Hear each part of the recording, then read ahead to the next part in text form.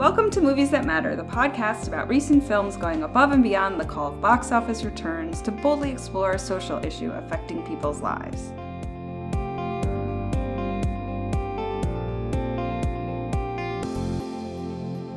I'm Nicole Finari, and with me today is... Garrett Eberhard.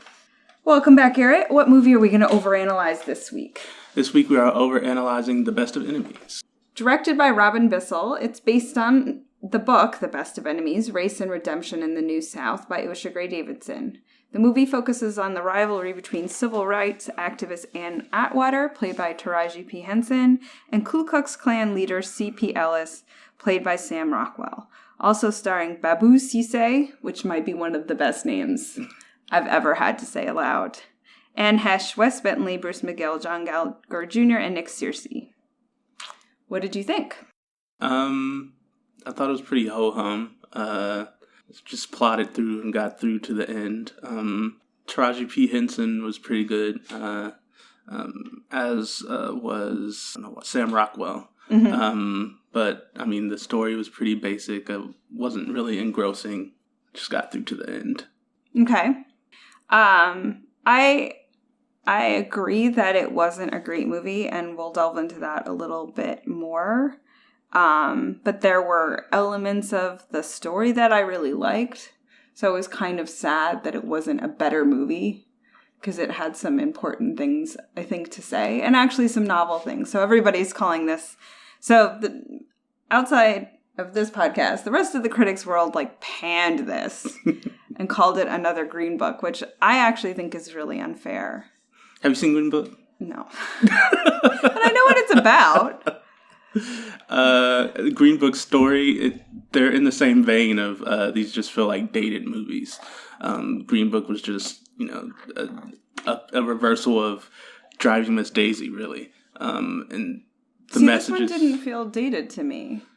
I think in terms of messaging, it felt dated. And that's what's causing the backlash on both movies, which is, if the misguided and I think now rejected by the new generation belief that, racism will just be solved if we just hold hands and talk with racist white people and everything will be fine. That was a groundbreaking notion for the baby boomers, but I think people younger than Generation X are really rejecting that. So I want to get into that in the back half of the podcast when we delve into the themes, but I actually don't think that's what this movie was about at all. And I think that was the critics. That's why people didn't like it. And I'm sort of did you watch the movie? That isn't the point that it made. And it wasn't what it was trying to say or trying to show.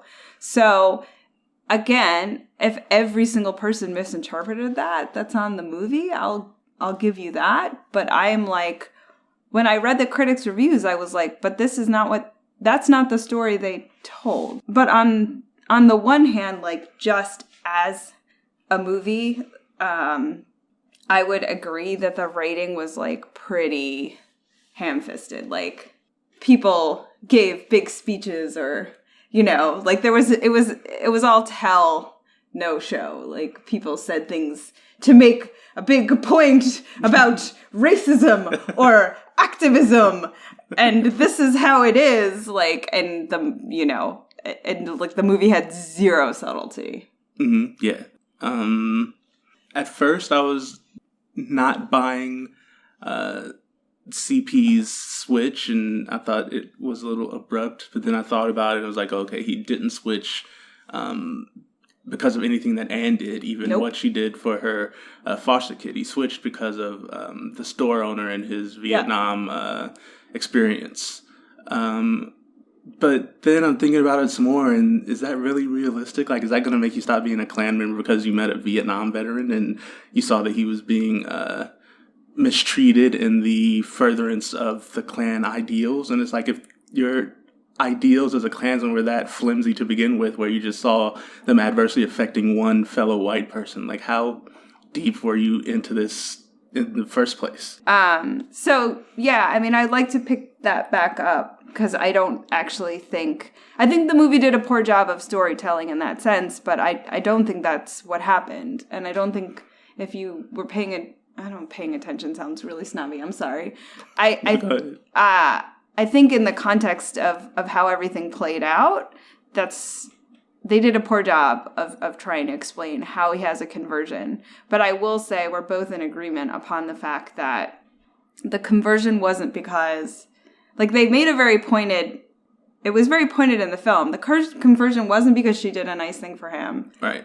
And it wasn't because, he got to know black people and he thought, black people aren't so bad after all. The conversion was because suddenly white people were getting hurt, and then he was like, maybe this isn't okay. And I was like, yeah, that legitimately would be how somebody would start their conversion. Like, thank you for not making it the story of, like, now I think all black people are great because I met one great black person. Like, that wasn't the story they were trying to tell. Yeah, I agree. And again, I'll get into a little bit more later about why I think that's actually kind of timely. I did think, like, and because then the writing was so unsubtle, then I thought the camera work they could have done a lot with camera work, and that they just didn't. Yeah, there wasn't much to report on camera work. There were some shots that I thought were good. Like, there was a shot where they panned from the back of the car when they were having the meeting, the clandestine meetings between the council member and the White Citizens Council guy and CP.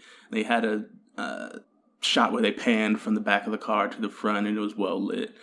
So I like some of that, but the camera work was just pretty ho-hum and straightforward as well. Yeah, I agree. To me, the only standout part was, so he gets called into this Klan. He's the president of his local chapter of the Ku Klux Klan, and he starts to realize that he's like, that people are moving against him. And so he gets surprise called into his chapter, and like everybody else is there, and it's just him, and he's like, oh no, like he doesn't know what's about to happen because no one told him. And so the camera, like, it like kind of starts back and kind of pans around him, and I was like, oh, thank you for using some cinematography to convey emotion here. Like, you could have been doing that this whole time and you didn't, and you just, like, it was very paint by numbers, and the only cinematic element I felt like they even attempted to use was the soundtrack. The soundtrack was pretty good. It was contemporary for the times. And I like the way that scene played out, where they had the surprise meeting at the Clavern. It was pretty thrilling for a movie that didn't have a lot of thrills. The audience felt some nervousness for him, and they did a good job of leading to, like, well, maybe they're going to finally confront him on, his gradually changing ways, and then, they flipped it to where it was a surprise meeting to honor him and his works. So that was done well. Yeah. Well, and I liked in the beginning of the movie, they attack some poor young girl's house, and she's listening to the song Blue Bayou by Joni Mitchell, like Joni Mitchell's version, and then it switches to their perspective, and then it switches to the Roy Orbison version of the song. I thought that was pretty cool. I did think, though, if you listen to the soundtrack, there were a heck of a lot more white artists' music in there than black artists' music. Which, to me, they, like, scored what white people were doing in a very different way than they bothered to score what the black people were doing. So they only really had one moment where it was like, well, this is about the black people, so we're going to have a song by a black singer. And I was like, Was that the Bill Withers? Yeah, some unconscious bias there, perhaps. So, yeah, I mean, I thought the performances were good. They had to be, given how poor the writing was. You know what I mean? Like, they made up for it. Yeah, that's part of the reason why this was a little less strong than Green Book as well. Because despite whatever you thought about what Green Book was trying to say, did have two masters at work in Mahershala Ali and Viggo Mortensen, and they were able to really elevate the material past what it was. And while Taraji and Sam Rockwell didn't do bad jobs at all, they were both pretty good. It just wasn't on that same level. And so I think that made some of the problematic thematics come across a little more strongly because they weren't glossed over by wonderful performances. There are two people I want to shout out in particular performance-wise. So Kevin Iannucci, who played Larry Ellis, CP's son in the movie. Okay. really awesome to see an actor with a disability get a part like that and really do such a good job with it. Mm-hmm. So, and Taraji P. Henson, there was a showing of this at the AFI Silver, and Taraji P. Henson was there with a panel of other people to talk about the movie. And one of my friends went to see it, and she actually brought that up as well, like how great it was to have an actor with a disability and how, you know, diversity means more than just black and white, and good to see. Yeah, that stuck out to me as well. It's not something that I agree with, the progressive push to, you know, in my estimation, diminish acting, but I knew that they would be satisfied with that. But that's something that I have strong feelings about. Tell. God forbid actors with disabilities get parts. We got to keep them out of Hollywood. Well, no, that's you want to see people who are disadvantaged or from minority demographics get more parts. But at the same time, I mean, acting is becoming someone that you aren't. And so, you know, this push that you can only play parts that directly correlate to who you are as a person, I feel defeats the purpose of what acting is. Like, you know, if the script calls for someone who's tall and black and has worn a purple shirt and like, oh, you've never worn a purple shirt, you can't be that. That's not your life experience. That's a little reductive to me. But okay. And while we're on this topic, but then the flip side is blackface, right? I feel like there's a happy medium in between. So, like, you know, saying that not every actor has to take a part that directly correlates to their life doesn't mean that, you know, at the same token that people who have absolutely no connection are entitled to those roles. Like, there's a happy medium. Sometimes, you know, if you can make the casting as accurately as possible, of course that's a good thing. But, you know, sometimes it just calls for acting. Like the movie The Upside that just came out with Kevin Hart and Bryan Cranston, and a lot of people were giving the movie flack because Bryan Cranston wasn't actually, you know, he's not actually disabled. He's not a paraplegic. And it's like, I mean, come on, guys. It's acting. I agree. But then again, the problem I have with that is it presupposes a level playing field where anybody who's in a wheelchair gets all these parts that they don't get. You know what I mean? Mm-hmm. Like, it's not like there's like, oh, an amazing actor who gets to, you know, who gets to play all these parts that Bryan Cranston got. So then it's like they're only allowed a certain amount of parts in the first place. And then they're, you know, more famous people are taking those away from them. So aspirationally, I agree. Like, the performance should be the thing. But I don't think practically you can say that. And I also think practically, I think as was the case in Breaking Bad, as in the case here, it's nice to see, or the TV show that Minnie Driver was in, you had people with a certain level of disability who were really good actors who ended up playing people with a stronger disability than they actually had. That was acting. Yeah, so, I mean, again, I'm saying that it can't be a one-to-one thing where if the role calls for someone who has a disability or some other defining characteristic that role is confined only to those people. It's like a balancing act. You have to consider many things. The Upside, for instance, that role that Bryan Cranston had, I mean, that's going to call for a big name actor, and they have to take that into consideration when casting the role. And sometimes it's going to call for someone who's playing against who they are in real life. And again, that's the definition of acting. I feel like if you get to these one-to-one comparisons where actors can only play exactly who they are, defeats the entire purpose of the medium, which is what I think people are pushing for. I mean, I can't say what other people are pushing for. I'm not pushing for one-to-one, but I am pushing for more parts for people with disabilities, and so I'm not going to be upset when somebody with a disability gets a part in favor of somebody without a disability getting a part. Again, I would advocate for the fact that people with disabilities should be able to get more leading roles. I think, you know, there are a couple of super rare examples that I can think of, like Bill Nighy or Peter Dinklage, who have a disability. Everybody knows it. They somewhat film around it in Bill Nighy's case, but it just is what it is, you know? And it's really nice to see that he still has a career, and it didn't seem to distract from anything, but that's rare. And if you don't give the person a shot at playing a role with disabilities, then like maybe that's their toehold into playing other parts. Mm-hmm. Yeah, I'm certainly not advocating for, people being shut out, of course. I just feel like you're advocating for an artistic ideal that we are so far from in terms of economic reality that doesn't... I think what I'm advocating against is overcorrection. Tomato. I don't agree with you there. But moving on, then I looked up the guy who played the leader of this sort of...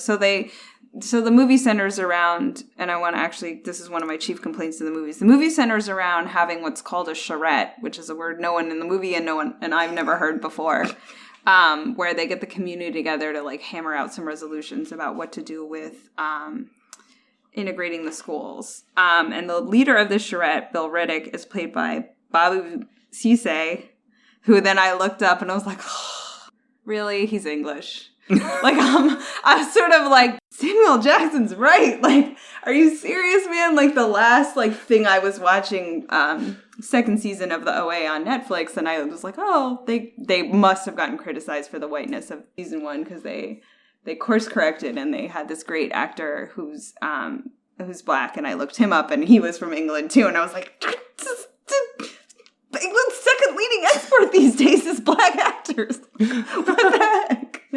Everybody's English. I didn't know he was English. I know, it was really good. Yeah, I recognize him from Free Fire, which is a movie I love that came out about 2 years ago. So I'm excited to see him again. Yeah, I looked. I hadn't seen him anything. I thought he did a good job. And I think I recommended Free Fire on a podcast. Cool. Yeah. So, but then my complaint about the movie for sure was they didn't show any of the charrette. Like, they could have had some scenes of people in rooms talking about stuff. We still have no idea what anybody talked about or it was like 2 weeks of a thing and they showed none of it. Didn't they? No, they showed the lunches. They never showed you in any of their breakout sessions. Does it count that time where they were having the debate where everybody was sitting at the table and then that's when they brought up... they had a scene where everybody was in the room and they were... Yeah, they were dating whether to have... So the Reverend... Oh, that's when they were... Black brings up wanting to close on a joyous note by having gospel music end the sessions. And then CP says, well, if you're going to have something black, I want something white. So we have to have Klan paraphernalia. The scene I was thinking of was the scene where they had the... chairs, I think, and then they were discussing how they were going to populate the Senate. So yeah, you're right. That wasn't actually the charrette. That was. It was just like the regular folk who were there, not any of the leads. Like in a breakout session, I was like, I still have no idea what this process was like, or what the point of it was, or how they came to any of these resolutions. Which ostensibly the movie was about this process, and then they didn't show any of it. And I would say to me that was by far the weakest part. So do you think the movie would have been improved if they had shown some of that? Yeah. Because you would have... I don't know. I don't know what I would have learned. It's hard to say because I don't know what that was like. So then I can't say what I would have learned. But I felt very much like I don't really understand what they're all doing here. It's a 2-week process. They're there all day. What are they doing? Because one train of thought is, movies are just life with the boring parts cut out, right? So in explaining what a charrette is and how it works, that it's a deliberative body consisting of people from the community, and they come up with these resolutions that will eventually be voted on and will be accepted as the final plan. So in explaining that to the audience, do they really need to show that happening, or is the explanation enough? Well, see, wouldn't it be better to do the reverse? Spend less time on exposition and just let us see what it's all about. Again, the movie chose tell every time they could have chosen show. Okay. So yeah, I mean, overall, it was pretty ho-hum. Mm-hmm. Yeah. Straightforward movie. Yeah, pretty much. So getting back to sort of the theme of the movie, Taraji P. Henson made a big thing where she was frustrated with the comparison to Green Book, and she was like, this is not a white savior movie. And one of the things, there were some elements, again, taking for granted that this was not well done. There were a few things that I really appreciated about the movie. One, I recommended the Call Your Girlfriend podcast, where the two women who host that tackled the issue of infighting and anti-Semitism in the women's movement. And they were like, there's always been infighting. Nobody ever agrees on everything. Like, infighting has never stopped a movement from progressing. Like, let's not pretend like this whole call for peace and everybody get along. And I thought one of the things that the movie actually showed was infighting. Mm-hmm. Yeah. No, it did. Yeah, and I guess it's something that people could appreciate. Yeah. So, they had, they show Anne, who's just sort of like this grassroots activist doing her thing. They also show her office and other people on the phone. Mm-hmm. So in terms of like the whole savior thing, it's not a quote unquote great man story, right? Mm-hmm. It shows that it takes an entire organization to accomplish things, which actually doesn't get shown enough. Mm-hmm. For everyone listening out here, Rosa Parks was not a random woman, and she didn't randomly refuse to sit on that bus. Like, that's the story we all want to believe. None of it's true. Like, she was part of a larger organization. I believe there were 5 people. Sounds about right. Who refused to sit. Like, she was the one. I don't quite know from my history or remember why she was the one that became the symbol. There was a young lady who had refused to go to the back of the bus before her, but she was a unwed mother, and the civil rights leadership at the time didn't feel she was the right face to put on the movement, so that's why she was lost to history, and Rosa Parks was chosen as a suitable person. She was married. She had a more stable job. Politics. Yes, Yay. Exactly. She had a more respectable job, so she became the face of it. And in recent years, there's been more of a movement to acknowledge the young lady who came before her. But again, I'm sorry, I can't remember her name. No, I know. And if I remember my history correctly, like they planted 4 people on that same. On the same bus? No, 5 people on different buses. Oh, okay. Maybe everybody else, I don't know if maybe the other people got a seat. I don't know. But it was like, it was a coordinated movement. Like it wasn't, it's so, we don't want to believe it actually takes the work. Mm-hmm. That you have to do the grassroots activism, that it's years and years and years of struggle for like one step forward. And I thought, centering the story on the 2 of them, which, that was the point of the movie, but showing Anne as like sort of a grassroots activist was really refreshing. And I was glad to see her kind of fight with some of the other Black activists. Also have the NAACP get involved. Like, so you see these different components of, the civil rights organizations not necessarily getting along, supporting each other in some ways. And I actually thought, hey, that's realism. Nice. Yeah, like that is actually it. Like, let's stop pretending it's not. So, but I think the thing that people seem to somehow overlook or the movie wasn't successful in saying is that, which is so relevant today, and they botched this message, which is that the whole point of the Klan, the whole point of, race baiting in the last presidential election is to convince poor white people to vote against their economic interests. Mm. Yeah. Okay. And so the best part of the movie for me was the end roll credits where they say C.P. Ellis went on to join the AFL-CIO. And I was like, yes, that's the organization you join if you want to represent the quote-unquote working man. That one, not the Klan.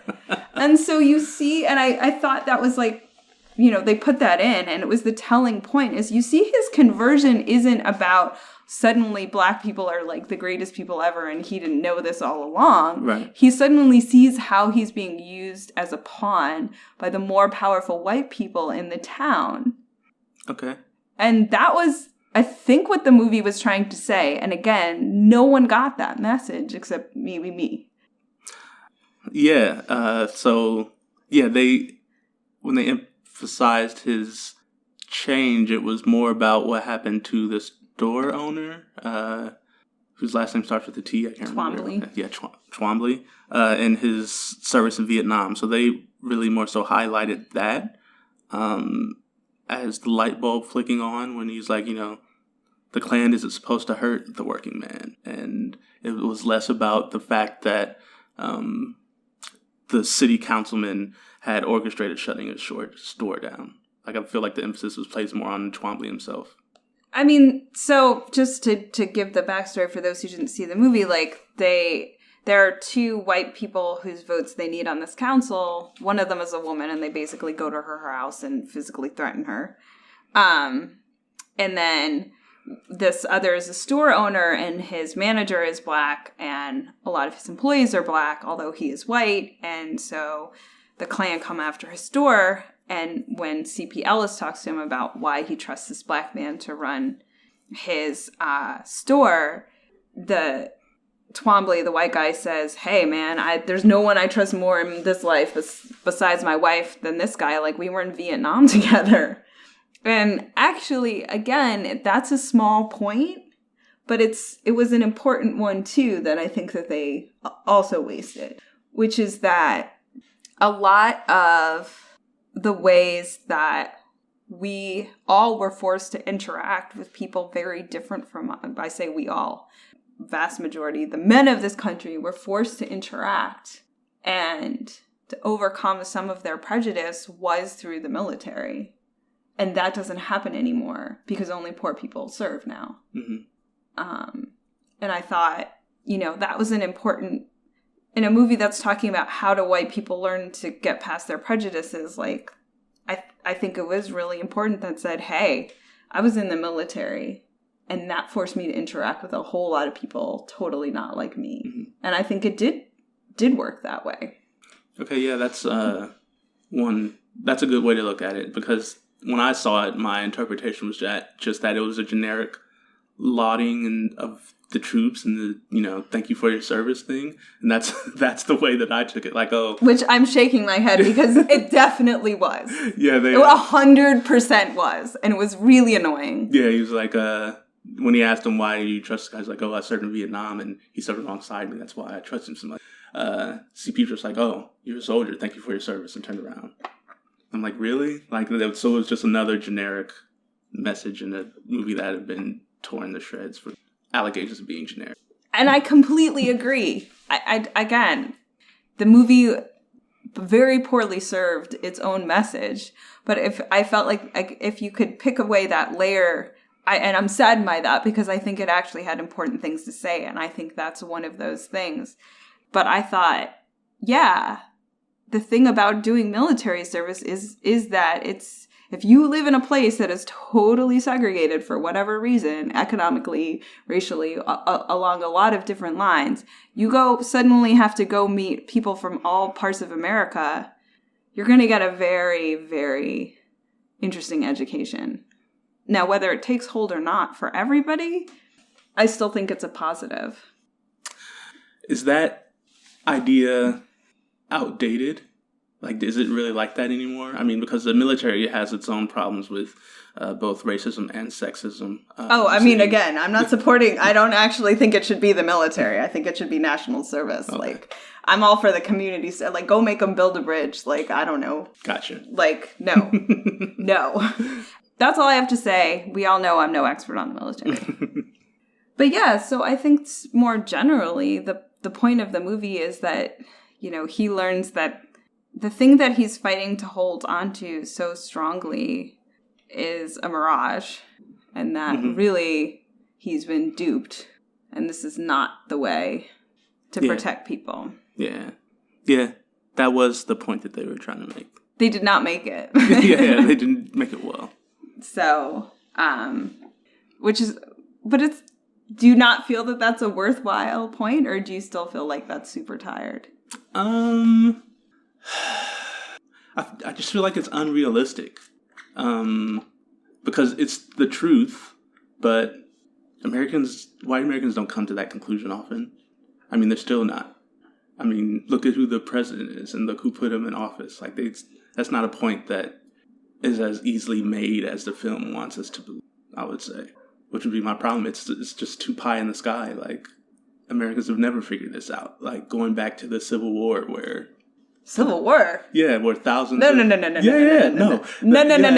Going back to the founding of America in, like, the 1600s, there was going to be, like... This was in the African American History Museum when there was like a slave uprising and all the poor white people were like, we're on this. And then the rich white people were like, oh no, no, we can't have them get together. And like immediately started instituting Jim Crow type laws. And it was like, it was like 1640 or something. Like it was a really long time ago. And I was like, oh man, we've been race baiting this long. Like, no, that's true. That's very true. The whole history of America. Past the Civil War, actually, up into the creation of, like you said, those slave codes and separating indentured servants from slaves. That's a good point. It goes back to that, to where you gave indentured servants who were largely white greater rights than their slave counterparts, and that's how you split them.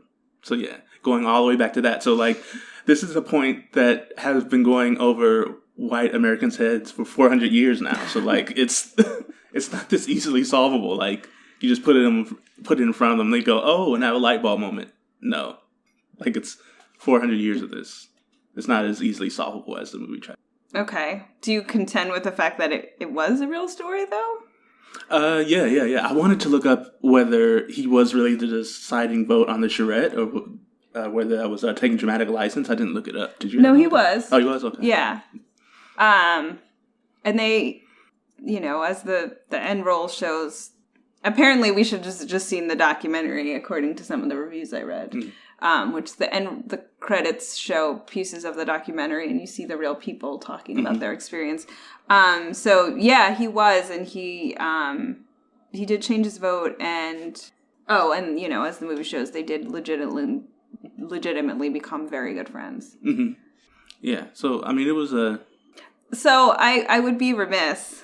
In not pointing out that Taraji P. Henson made the point, and it was in the movie, that also their faith had a huge thing to do with their perspective and their common ground of being Christian. I feel that Christianity has in no way made anybody less racist. That's true. And has done a lot to support the structures of white supremacy in this country. So I know that people who are very religious feel quite differently about this subject. I respect that, but it's just not a message that personally speaks to me, nor politically either. Yeah, American Christianity cannot be separated from white supremacy. Although, speaking of Christians, something they changed, and I noticed it, I kind of twigged to it at the time, and I was like, oh, I guess I'm wrong. So one thing they did change, and I don't know what to make of this, I'm just throwing it out there. One historical inaccuracy is the Klansman's chant is like, we're against, they probably say the N-word, but like blacks, Jews, and communists. Mm-hmm. Yeah, it was Catholics. It wasn't communists. I was like, I thought they didn't like Catholics either. Yeah. And I was like, and then one of the articles was like, yeah, they changed that. That was weird. I was like, yeah, that was weird. Like, I don't know what to make of that. Yeah, I don't know. I don't know what that would be about either. I don't know why they changed it. I did like the fact that the white citizens' councils were acknowledged and included in the movie. That's a group that isn't as well recognized, I think, because Americans like the caricature of Klansmanship and Klan members, and that they're, poor white folks, and America likes to really dump its problems with racism on those types, poor white Southerners, and to an extent, Midwesterners. And the inclusion of the white citizens councils, who were the straight-laced, buttoned-up, suit and tie wearing proper racists of the South, who were a little more well-off economically, and whose sort of descendants make up a bulk of the base of the Republican Party. I like that was included and acknowledged, and it just wasn't all put on the caricature of poor white trash, so to speak. I agree. I agree to the point where I had no idea who those people were. Oh, yeah. People should look those up, the White Citizens Councils. And, their political influence remains. There's still organizations that are descended from them that are very involved in Republican politics. And that's glossed over. Yeah, I mean, I got it by context in the movie, which was good. But I agree. I was glad they brought that up. And I was thinking of... I was going to say it before when I made the comment about showing this sort of diversity of the Black movement. They actually showed like the diversity of the white supremacy movement and having them, and then the Klan. I agree, but I was like, I can't speak intelligence to that because those gaps in the education. All right, well, if you were going to sit in front of a panel of Black people, how would you solve racism? I jest, but if you want to give an answer, you're welcome to. How do I solve racism? I don't know that it is solvable. At least not in America. I mean, because it's so interwoven directly into the American body politic and the American DNA. Like, it's so intertwined with how America was born and how it prospered. It's like asking, can you change someone's DNA? Like, this is at the core of what the country is. And, like, I don't know that there is an America without racism. Like, in order to have an America without racism, it would have to completely collapse and be rebuilt, like post-World War II Europe. Like, you have to start all over again to get rid of racism in America. There can't be an America as it is now without racism. That's just who Americans are. Wow. That is quite a depressing statement. I disagree, which is weird because I've never been the one to play the pie-eyed optimist of anything. I think to a certain extent the problem will take care of itself. I think that race will cease to be a meaningful divider at some point. I think it's just a numbers game, the whole like majority minority type of thing. Like, I would disagree.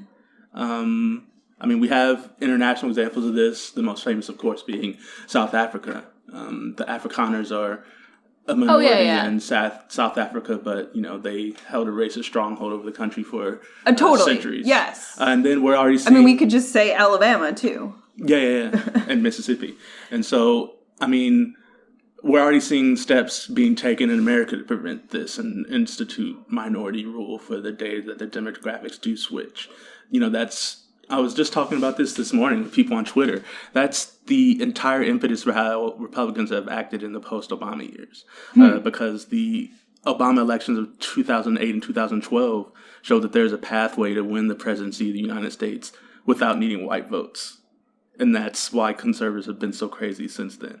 In 2012, Obama won the presidency pretty handily. He easily won over Romney, as we all know. He only had 39% of the white vote.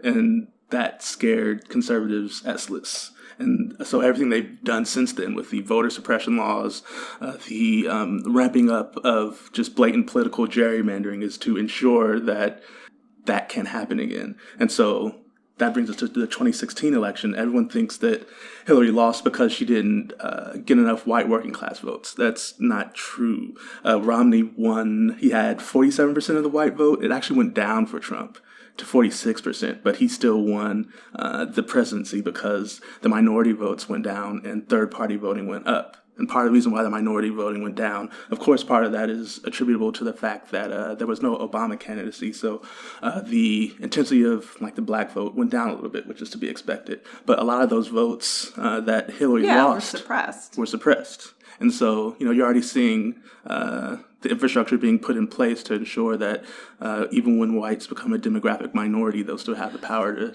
run everything. Yes. I agree that there is a plan and an infrastructure and all the red map stuff, and it's been remarkably successful. I don't argue that, but I don't think they will be able to hold on to their power forever. I really don't. I think the tide will turn. When? Forever? Will we become the best? Will there be no sort of elitism and all of a sudden there'll be a complete meritocracy in America? No, I certainly don't think so. But, it is, I would never argue that racism isn't part of the DNA of America. But coming from my background, I would also argue that, however much those same people dislike minorities, like, they dislike immigrants. But immigration is a huge part of the DNA and the story of America. Mm-hmm. And that the people who come here and decide to be American are also part of shaping what it is to be an American and what America means. And I think that gives me some modicum of hope that America isn't a fixed idea. Your mentioning of immigration brought something else to mind that is interesting to note in this conversation, and that's how the concept of race in America is shifted. It's so adaptable, because even with the influx of Latino minorities and how they're on the outside, the concept of race in America evolves, and it's sort of chameleon-like, so those Latinos can become white. The whole thing about not including the Catholics in the movie, because now it's like, it sounds so strange. Yeah. But it's like, because Catholics used to be Irish and Italian immigrants, and they were basically not white. Maybe one day, as a Jew, I will also be white, but apparently today is not that day. I'm kidding. I know I'm white. But, you can complain about the model minority and how Asian populations, certainly do face a lot of racism. I'm not pretending that they don't, but they are treated differently. Like, it isn't a monolith. Mm. And I believe that the influx of people over generations slowly shifts America to a better place. I do believe that. Slowly. With steps backwards in between, for sure. And I do want to clarify, there is some nuance in how I view race. So, contrary to popular belief, racism isn't something that's inherent in humans. You hear a lot of people say that in response to pushes to lessen racism. Like, oh, well, humans have always, noticed the differences between the races and acted accordingly. That's not true. Racism, as we know it, is really only about, at this point, 600 years old. It started in 1492. Around then. And that's where, really the concept really took off. It's not something that's inherent in the human condition. So it is possible to have a world without racism, because that world has existed before for thousands of years. But in the context of America specifically, like I said earlier, I'm not sure that that's anybody possible. Who believes that has not spent enough time with little. Yeah, because really little kids just don't see it. Right. They don't. So wrapping up, what would you give as a social impact score from 1 to 10? I would give this, a 3. Okay. I'm like, I learned about white citizens councils. So it had some impact, right? Yeah, 3. Hopefully people will go back and see the documentary or read the book and learn the real story, because this movie just did a disservice. I think a lot of people will. If you sat through this movie, at the end, once they said the name of the book and knowing there's a documentary, I think a lot of people will seek it out and look at it as ancillary content to the movie. So I think that'll happen. Well, on that note, do you have recommendations for the week? I would recommend Hotel Mumbai. Oh, yeah. Which I saw this weekend, and it's a really good movie about the terrorist siege of the Taj Mahal Palace Hotel in Mumbai, which happened in 2008. And it makes a lot of the points that The Best of Enemies wanted to make. It makes it more strongly, as far as how radicals are converted through taking advantage of some of the circumstances in life and turned into being terrorists, and the radicalization of everything, and also about what it means to be a hero and courageous. So I highly recommend that movie. Great. Well, we hope you enjoyed this episode of Movies That Matter. Please take a second to leave us a review if you did on iTunes. Go to our website, moviesthatmatterpodcast.com. We've got links, we've got a store. If you want to talk to us, leave a comment on our Facebook page or on Twitter with our tag @MoviesMatterPod. And check Twitter next Thursday to find out what movie we're overanalyzing next. And remember, movies matter. And so do you. We'll see you next time.